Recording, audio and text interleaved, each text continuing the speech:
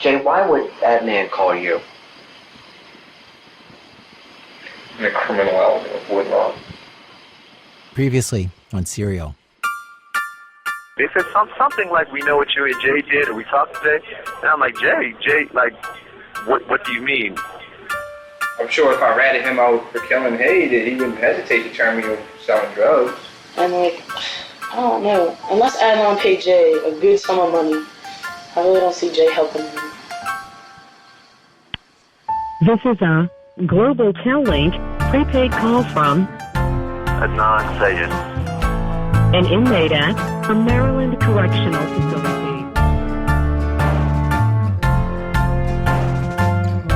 From This American Life and WBEZ Chicago, it's Serial, one story told week by week. I'm Sarah Koenig. The first letter I got from Adnan Sayed, almost exactly 1 year ago, included a challenge. He was writing about the prosecution's timeline of the crime, about when and where Hae Min Lee was killed. The state contended that Hae was killed between 2:15 and 2:36 p.m. at the Best Buy parking lot about a mile from Woodlawn High School. That's a 21-minute window in which to commit the murder, which may seem like a long time, Adnan wrote, but it is virtually impossible if you consider the following facts, which he then listed. For example, when the final bell rings at 2:15, you can't just leave and jump in your car, he wrote. Quote, there are 1,500 other students filling the hallways and stairwells of a 4-story building, unquote. Then you have to get out of the school parking lot, but the parking lot is encircled by the school bus loop, so you can't get your car out until the buses fill up and leave, which Adnan wrote took about 10 to 15 minutes. I'm telling you, I wish, maybe I'll try to draw a picture of it, but if you could just see how Woodlawn High School lets out at 2:15. That's Adnan elaborating on his letter. You can't just go to your car and leave. It's going to take a few minutes. So it's a really tight, really window of time, for this to have taken place, right? And I've always, in my heart, man, I've always kind of I've seen it on TV before, on Dateline or Nightline, where someone tries to reenact the crime. And there's a moment where, there's someone you know what, this crime could not have been committed according to these set of facts. There's always this moment, right? It's I visualize, because the route, it's just, I don't know. Oh, hey, we're getting ready to go, right? Sorry. Hey, I gotta go. All right, bye. Okay, bye. That happens sometimes. The guards come by and you're just done mid-sentence. Anyway, I can pick up from Adnan's letter. He wrote that in addition, the route to the Best Buy, even though it's close to the school, there are major intersections along the way, and that there is, quote, a ton of traffic at that time, unquote. And then the murder itself. How would he be able to strangle Hae, a tall, strong, athletic girl, quote, remove her body from the car, carry it to the trunk, and place her in there in broad daylight at 2:30 in the afternoon? And then I walk into the Best Buy lobby and call Jay and tell him to come meet me there? All in 21 minutes.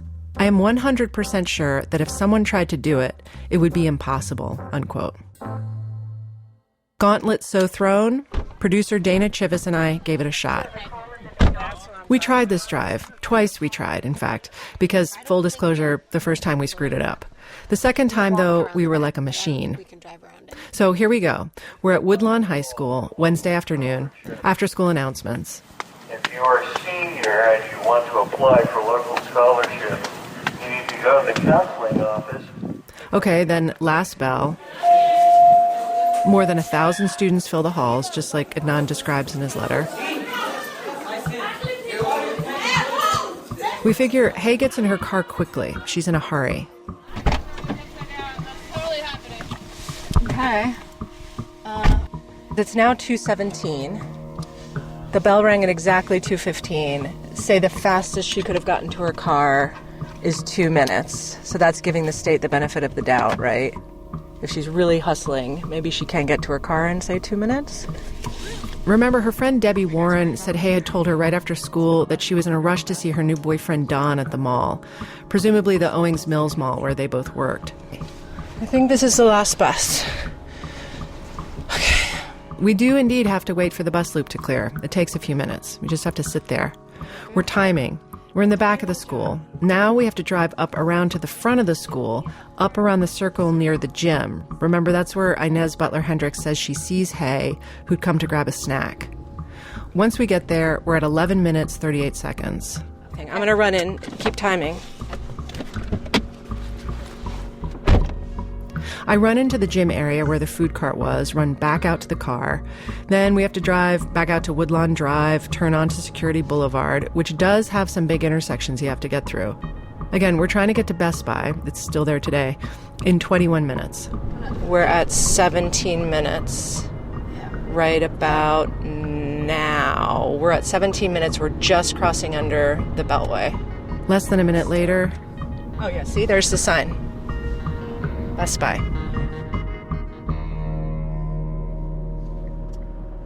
Jay's story was that when he pulled into Best Buy, he saw Adnan at the phone booth there at the edge of the building, wearing red gloves.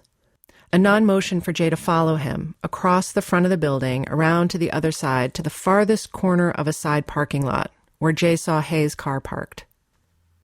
This particular part of the parking lot, alas, it has significance. After Adnan was arrested, the detectives interviewed another friend of his, a kid named Jawan. And Jawan told them he'd gotten high with Adnan once, in Adnan's car. Here's tape of that interview. And where was this? Best Buy parking lot. Why did you go to Best Buy parking lot? Nobody would be over there. Was it your choice to go there? His. His choice. He said that's where him and Hayes to go to spend time together. Adnan and Hay would go there to spend time. Did he say what they would do there when they were on the parking lot alone, knowing that no one comes to that side of the parking lot? I think he might have said that they had sex there before. In case you didn't hear that, he says, I think he might have said that they had sex there before. Yeah. Jawan said this happened, this trip to get high at Best Buy, that it happened after Hay went missing. Meaning, if Adnan did it, he was taking Jawan back to the exact spot where he killed Hay. He was returning to the scene of the crime. Jawan says that they parked, from the sounds of it, right where Jay says Hay's car was that day, right where Dana and I are now also parked. It takes Dana and me 18 minutes to get to this spot. That leaves 3 minutes for the actual horror of the thing. An argument maybe, then strangulation. Then he's got to put her body in the trunk, somehow without anyone seeing. Granted, this part of the parking lot is pretty empty, but it's a parking lot in the middle of the afternoon. There are definitely cars and people near enough to make this seem like a very, very risky move. Dana and I time it out, counting down the quickest possible imagining of such a thing. Manual strangulation usually takes a few minutes. Then we get out of our car and walk over to where we think the payphone was, according to a sketch Jay made for the cops. There's no phone booth there now. I just want to pause here and talk about this phone booth for a minute. Weirdly, we have not been able to confirm its existence. The Best Buy employees I talked to did not remember a payphone back then. We spoke to the landlord at the time and to the property manager. They had no record of a payphone. They dug up a photo of the store from 2001. No phone booth or payphone, though lots of public phones did come down between 1999 and 2001. They looked up the blueprints for the store when it was built in 1995. Nothing. The manager also said there is no record of a service agreement between Best Buy and any payphone company at that store. We checked with the Maryland Public Service Commission. We checked with Verizon. Neither could track down records from that far back. It seems crazy to me that the cops would have either not checked to make sure it existed or failed to mention it if somehow it wasn't there. They never got the call record from this booth. There's nothing in their files about it. At trial, Adnan's lawyer brings up this phone booth when she's trying to attack Jay's credibility. She says to the judge, quote, "We believe that the physical description of the actuality of Best Buy, including the location of the phone booth at Best Buy, the entrance, the existence or non-existence of security cameras, etc." She goes on. So I don't know. We're stumped on this one. But let's assume it did exist that day. The prosecutors said they knew Hay was dead by 2:36 because there's a call at 2:36 to Adnan's cell phone, which Jay has. And they say that must be the call Jay told the cops about, the one where Adnan calls his own phone and says, "Come and get me, I'm at Best Buy." You can see it on the call log. It just says incoming. There's no phone number attached to incoming calls. This 2:36 call was 5 seconds long. We get out a quarter, we put it in. Dial the number. 1, 2, 3, 4, 5. Stop it. 22 and a half 22. minutes? Yeah. So wait, let's just be precise about it. 21. It's 20. 22, Exactly. 22 minutes and 2 seconds. Yeah. We just did it in 22 minutes and 2 seconds. And that was leaving about a minute and a half in the car for the actual killing part. Should probably be the minimum amount of time in the car. Right. I don't know. I mean, it seems like, yeah, it could be done, but it seems far-fetched. It does seem far-fetched because there's no room for any errors, any pauses even. The buses, the drive, the strangulation, the moving of the body, the call, they all have to happen as quickly as they possibly can for the 236 call to work. But it is possible, or at least not impossible, which is what Adnan was saying in that first letter. So you guys, Yeah. So, When I told Adnan, Dana and I more or less did it in the time allowed, the 21 minutes, his overall reaction was incredulity. Seems like 5 minutes. From what I can remember, those buses didn't clear in 5 minutes. Because I remember sometimes we would have to wait in that parking lot for the buses to clear. I don't know. I just, to me, that's always what stuck in my mind was the buses. You have to wait for the buses. So, I don't know. It's kind of disheartening. But I just always, I don't know how long the crime would have taken. I don't know how long. I mean, it's pretty. I don't know. I mean, if you guys said you did it, then you did it. But I don't know. I don't know what to say to that. I don't know what to say. I've just always thought in my mind, man, that. I mean, this is what I'll say: is it doesn't make me think. To me, it doesn't prove anything except that it's possible. It doesn't mean that I think you're lying or that I think it even happened at the Best Buy. I'm just saying, if you're going to debunk the state's timeline. No, I understand. Like we weren't able. Yeah, we weren't able to do that. We weren't able to debunk their timeline. I understand that. Yeah, I understand that.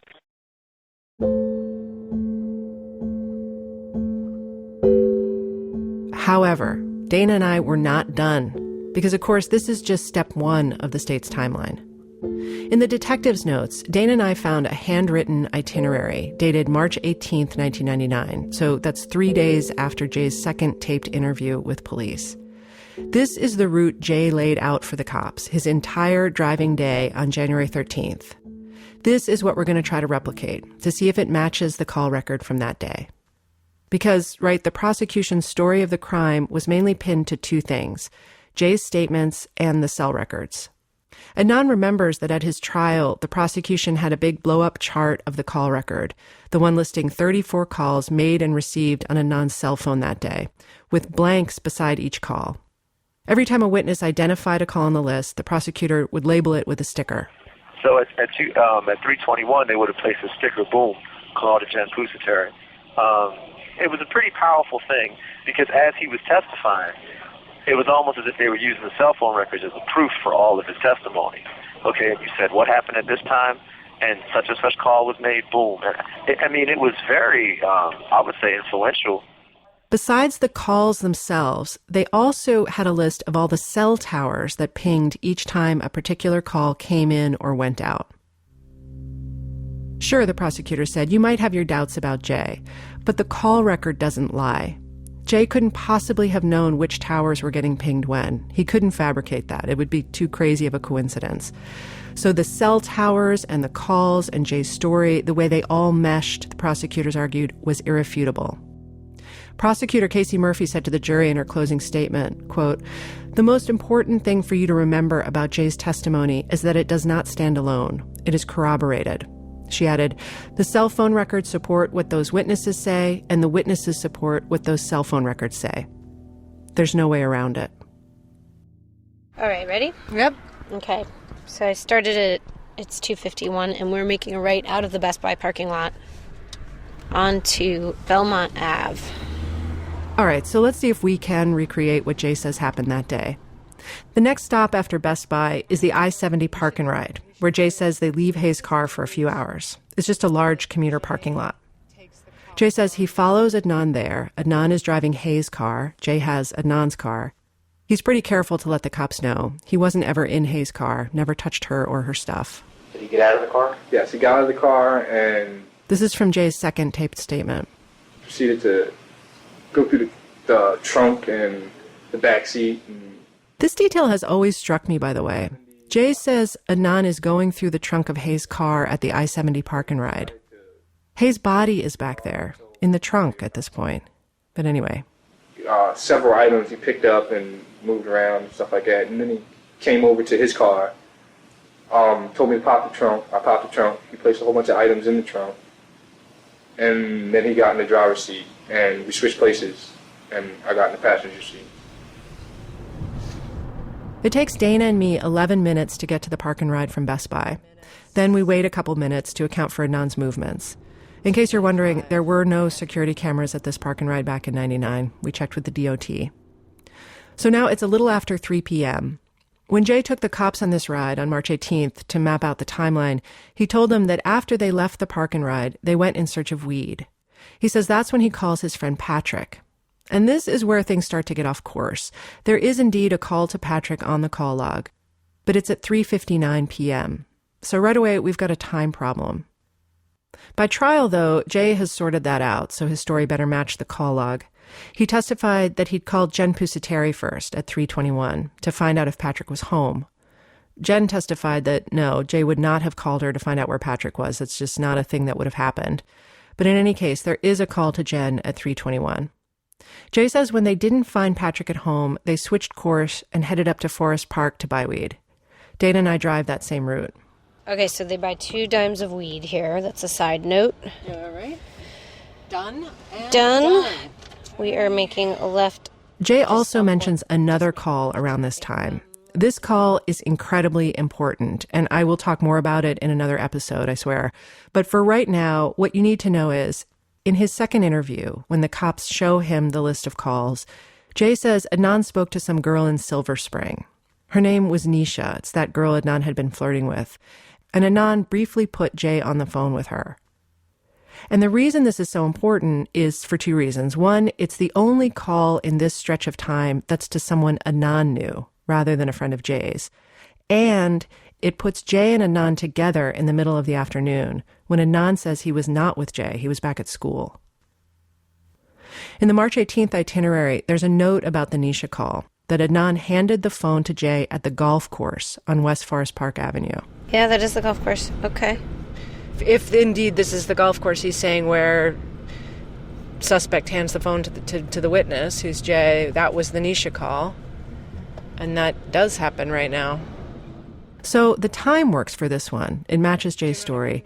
But here's the problem. It doesn't match the cell tower in the call records. It's pinging a tower back near the Best Buy, west of where we are. And that is true of all these calls from the middle of the afternoon. The 3:21 to Jen, 3:32 to Nisha, 3:48 to a dude named Phil, 3:59 to Patrick. None of these calls pinged a tower near where Jay tells the cops they were driving that afternoon. Not a one.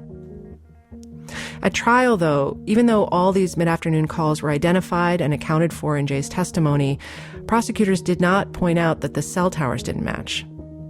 Adnan's defense attorney did, sort of, but reading the trial transcript, even though she notes the discrepancy, she doesn't nail it, so it's hard to tell what that discrepancy means. So, onward. So we are headed to Patapsco State Park right now. Oh, you're kidding? Not kidding. We definitely don't have time to go to Patapsco. Well, let's see how long that takes. This is the next stop on the itinerary, to a place known as the Cliffs at Patapsco State Park, which is a good 20-minute drive from where we are right now. Adnan's track practice starts at 4 p.m. If before we were sort of clinging respectably to the agreed-upon timeline, now we're about to just thumb our noses at the thing. Yeah, I mean, this just seems absurd. It's between 3:45 and 3:50 now in their world. And if I'm Adnan and I need to be seen for track, I'm freaking out right now that I need to get back for track. Yeah. To have an alibi. Right. So what's this like, oh, let's just drive halfway across the county to go to a state park to smoke a blunt. Like, just pull up, just smoke in your car. And I don't know, it just seems like there had to be other places you could have just pulled over for a quick smoke. if indeed that's what needed to happen. There's a shrimp sale at the Crab Crib. Sometimes I think Dana isn't listening to me. Anyway, we head to Patapsco State Park because Jay is very clear. Tape statement number 1, tape statement number 2, March 18th itinerary. Now is when they go smoke a blunt at the cliffs in Patapsco. Dana and I trek in there. Okay, down many rough-hewn steps. This is beautiful. You can see the river below, some train tracks, hills. Jay's memories about this spot are specific. Dana reads from the handwritten notes from March 18th. So these are the detective's notes. It says Patapsco Valley State Park, 16:30 hour. And then the next note is sun getting ready to hit mountain tops. 16:30 hour means 4:30 p.m. Sunset that day was at 5:05 p.m., so that would make sense. And then it says, I can't believe I did it. I'm sad, but not really. Here's what Jay says they talked about. And before I play this next tape, just a warning that it's disturbing. We're standing overlooking a whole bunch of stuff at this cliff, and he starts telling me about how it was when he killed her, how he said he wrapped his hand around her and her throat, and she started kicking, and he said he looked up to make sure nobody was looking in the car at him, and he said he was worried about her scratching him, getting his skin underneath her fingernails. And that she was trying to say something. He says that she thinks that she was trying to say that she was sorry, but that's what she deserved. And how long do you think you were at the cliff? 20 minutes to a half an hour. Other than that conversation, was there anything additional? He had said to me he wondered where he was going to put the body at. Did you make any suggestions? None at all. Did he name any locations? None at all. He didn't say, what about here? He didn't name off the half dozen locations and you gave him thumbs up or thumbs down? He said something to me, to the effect of the state park where we were, a little bit up the river, but I told him that people walk up and down there. So Jay says they talk about the murder at the cliffs. He says they talk about whether to dispose of the body right there in Patapsco State Park. He says they're there for 20 minutes to half an hour. Come trial, when Jay's on the stand talking about where they went that day. This whole trip to Patapsco, it never happens. It's just not there. That talk they have, instead it happens in Adnan's car when they're tooling around looking to buy weed. This is a puzzle to me. It's such a vivid scene Jay's describing. It's so detailed. I have to think he included it for a good reason. But it doesn't fit the timeline. Driving out of the park talking to Dana, I was turning this over. Why the Patapsco story at all? Yeah, that doesn't make any sense. Plus, it's like trying to, I'm trying to think of an analogy of what the uselessness of what we're trying to do by recreating something that doesn't fit. It's like like trying to plot, the coordinates of someone's dream or something, where it's just like, but wait, that doesn't, as if we're going to be surprised every single time, but it's like, but it doesn't, because it's not proper. I think they call that a fool's errand. At trial, Jay says Adnan gets another call as he's dropping Adnan off at school for track. Quote, before he left the car, he received a phone call or placed a phone call. It was in Arabic. I don't know who he was talking to. I don't know what it entailed. I believe it was his mother, unquote. Adnan and his family say he doesn't speak Arabic or Pashto or Urdu, but maybe Jay could hear a foreign-sounding accent on the other end of the call. And there is a 427 call in the log. Maybe that's the one. But again, the cell tower it pings isn't near Woodlawn High School. The earliest Dana and I can get from the cliffs back to Woodlawn is 4:45 p.m., and that's being generous.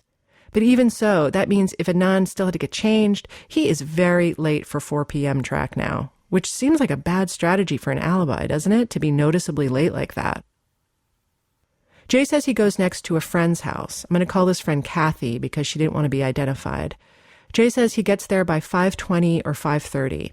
He says he smokes some more weed there, but it's not long before Adnan calls him and says, "I'm done with track, come get me." Jay goes back to Woodlawn to get Adnan. Jay tells the cops that he gets to Woodlawn at about 6 p.m. and that he sees Adnan with a friend from track. The notes from March 18th say, "Said goodbye to track buddy, Will." That day, he said, "Bye to Will," and then, oh, man. That is Will from track. It's hard to remember that one interaction. You mean I should have asked you 15 years ago? Maybe 5. I would have remembered. Oh, man, that's hard to remember. Gee whiz, like, I didn't even know that I was a part of anything until you just told me that. Like, no one ever contacted me about anything. Really? Yeah, like, yeah. So the no cops ever called you and said, was Adnan at track that day? No attorneys ever called and said, was Adnan present at track practice that day? I don't remember any of that. We'll confirm that, yes, track started at 4. So you had quite a bit of time from the end of school at 2:15. Yeah, go, dig around, play footsie with your little girlfriend, and then go get ready for practice and be ready and on time. Mm-hmm. Like, it was never an excuse to be late for track practice. Because there was so much time. Exactly.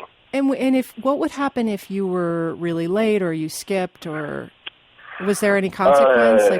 Yeah, run extra. Like, if you didn't have a family emergency or something, you had to run extra. Okay. 400. 400. Extra running the next day. Yep. Their coach, Michael Sy, told the cops that Adnan probably was there that day, that he thinks he'd have noticed if Adnan wasn't there, but he couldn't be 100% sure. The other thing Will told me was that he saw Jay pick up and also drop off Adnan for track multiple times. Yeah, that was just normal. Like, normal to the point where no one would pay attention to it. Right. So you can't solve this crime for us. I wish I could. Oh, my goodness.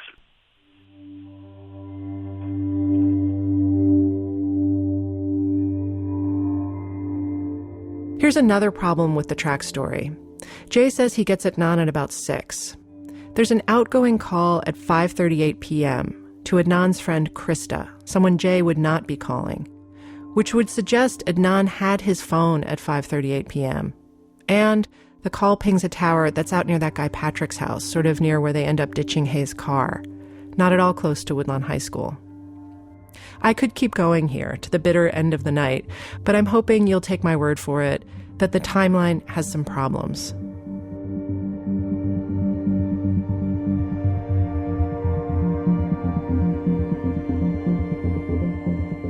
I'm going to try very hard not to bore you right now, but I do want to talk about cell records for a sec, because I want to know whether the state used the call records accurately and fairly in Adnan's trial.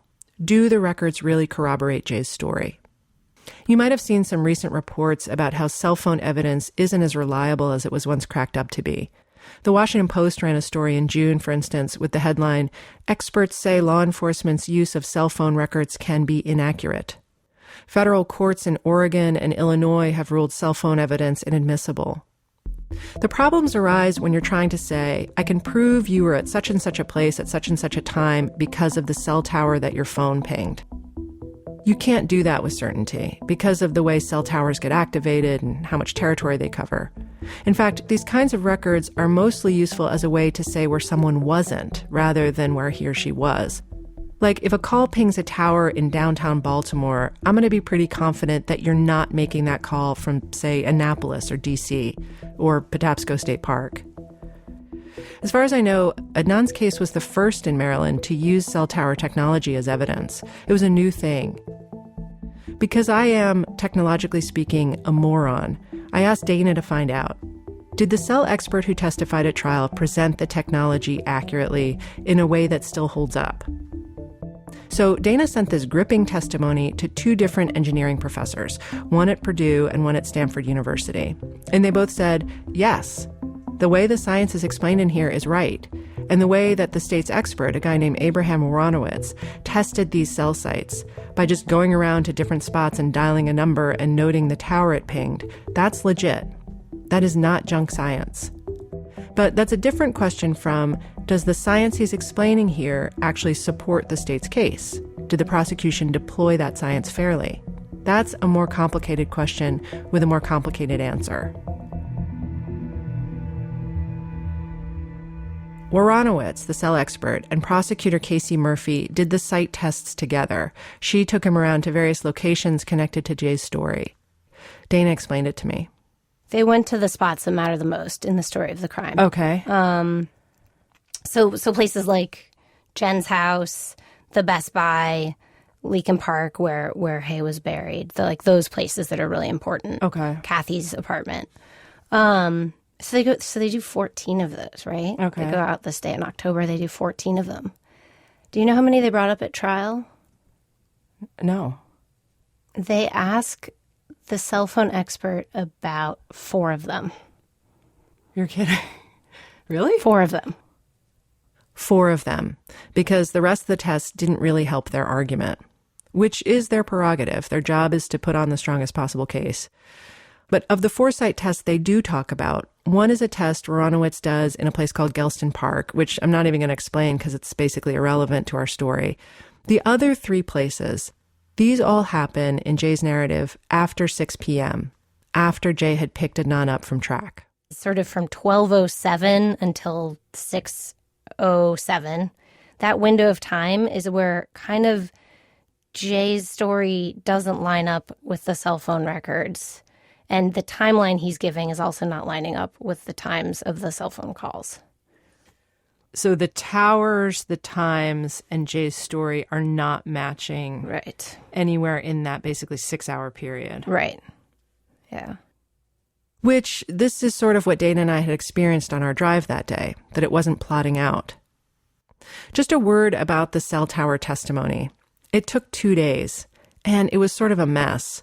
Adnan's defense attorney, Cristina Gutierrez, claims she didn't have all the cell record evidence. She didn't have the cell tower maps. She tries to get Woronowitz's testimony thrown out. The judge nearly agrees with her. Then prosecutor Kevin Urich ends up asking for a mistrial, which isn't granted. And all this might sound like exciting courtroom fireworks, but I can't stress enough how tedious this must have been for the jury. And also possibly confusing. Woronowitz is actually a young guy. On the stand, he looks kind of like George Stephanopoulos, except tired and fearful. Here's one of the more lively moments of his testimony. Prosecutor Kevin Urich talks first. What, if any, effect does a brands of cell phones have on the functioning of the AT&T wireless network? Overruled, if you know. It depends on the quality of the phone. How might that affect it? Objection. Overruled, and again, if you know. Poor performance. How so? Objection. This point I'm going to sustain, and Mr. Urich, unless you are prepared to lay a foundation for this... Seriously, most of it is more boring than that, which is why I made Dana read it all, so I didn't have to. She explained that the cell site tests the prosecution did bring up at trial, the ones after 6 p.m. The first one was about a site near Kathy's apartment. Remember, that's the call Adnan gets at Kathy's when Officer Adcock calls asking if he's seen Hay. Woronowitz says that one worked. That 6:24 p.m. call is a winner. It matches the cell tower, it matches the call log, and it matches Jay's story, Adnan's story, and Kathy's story, too. It puts Jay and Adnan together at a certain place at a certain time. The question is, what happens after that?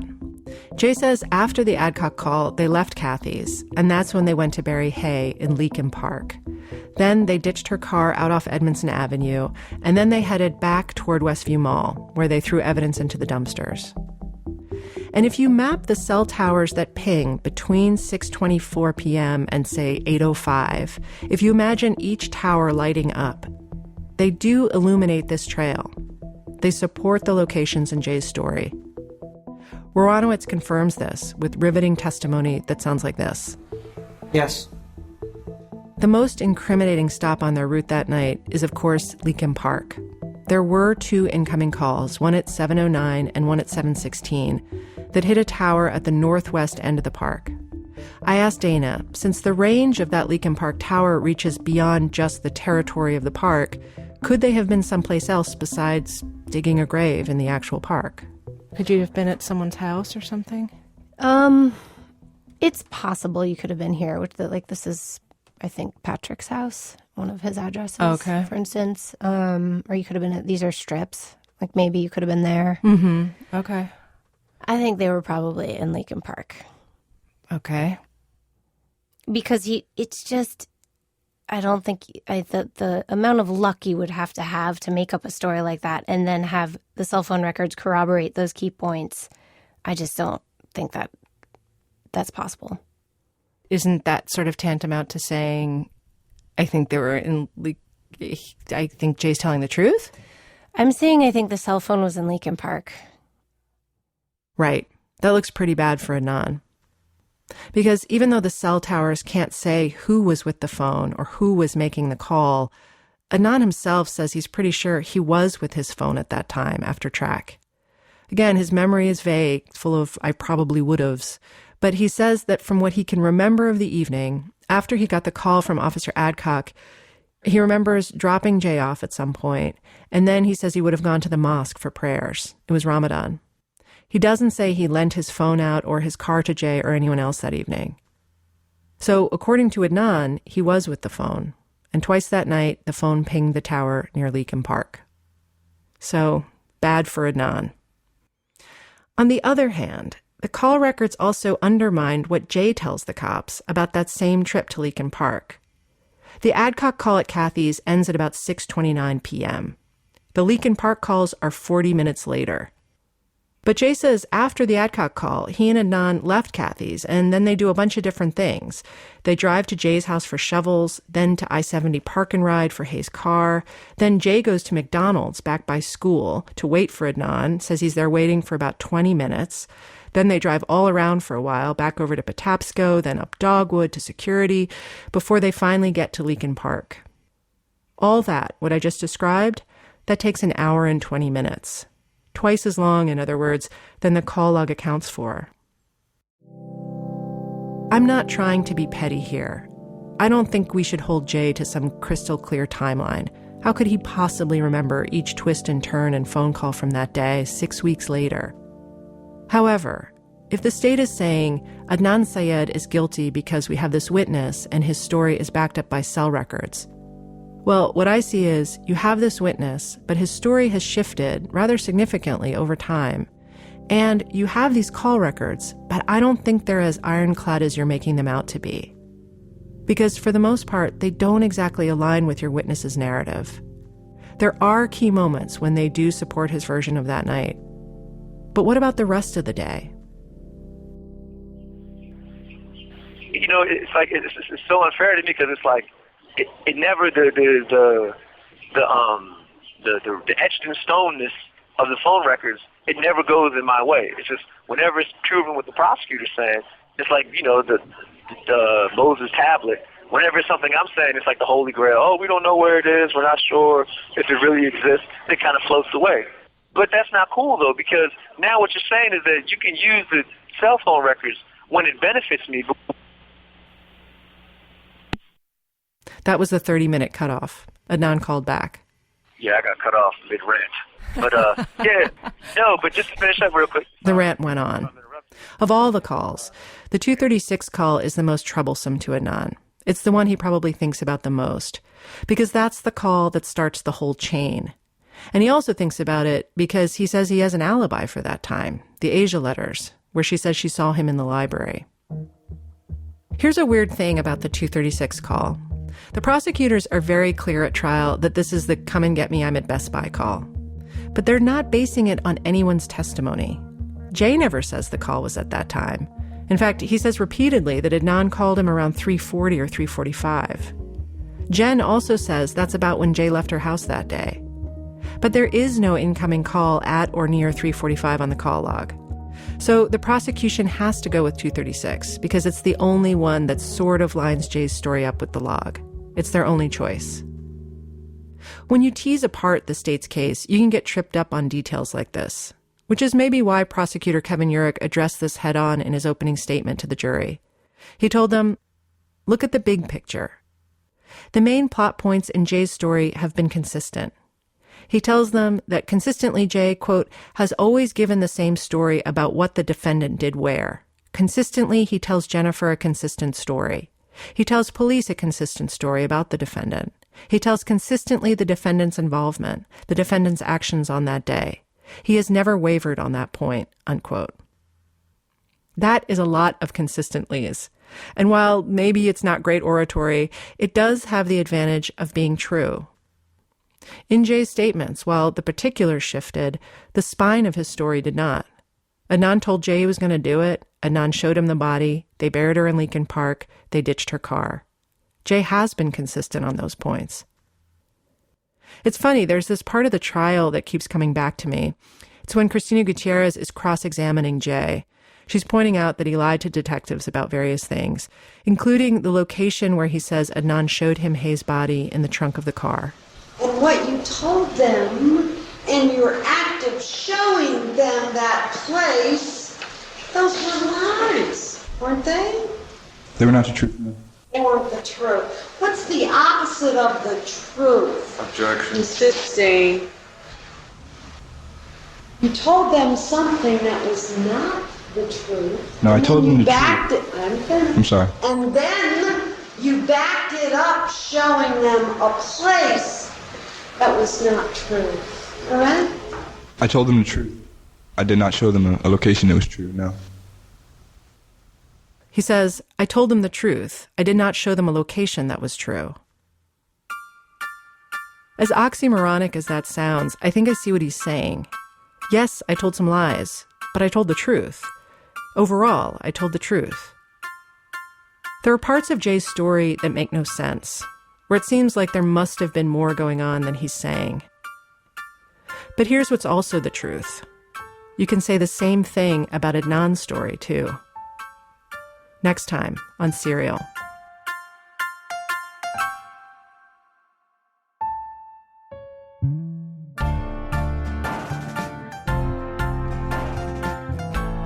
Serial is produced by Julie Snyder, Dana Chivas, and me. Emily Condon is our production and operations manager. Ira Glass is our editorial advisor. Fact-checking by Karen Fragala-Smith. Our theme music is composed by Nick Thorburn. Scoring music by Nick and by Mark Phillips, who also mixed our show. Special thanks today to Phil Levis and Terrence O'Connor, Dan Manning, Mark Thomas, Blake Morrison, and Liz Bowie. Our website, where you can listen to all our episodes and find photos, letters, and other documents from the case, and sign up for our weekly emails, serialpodcast.org.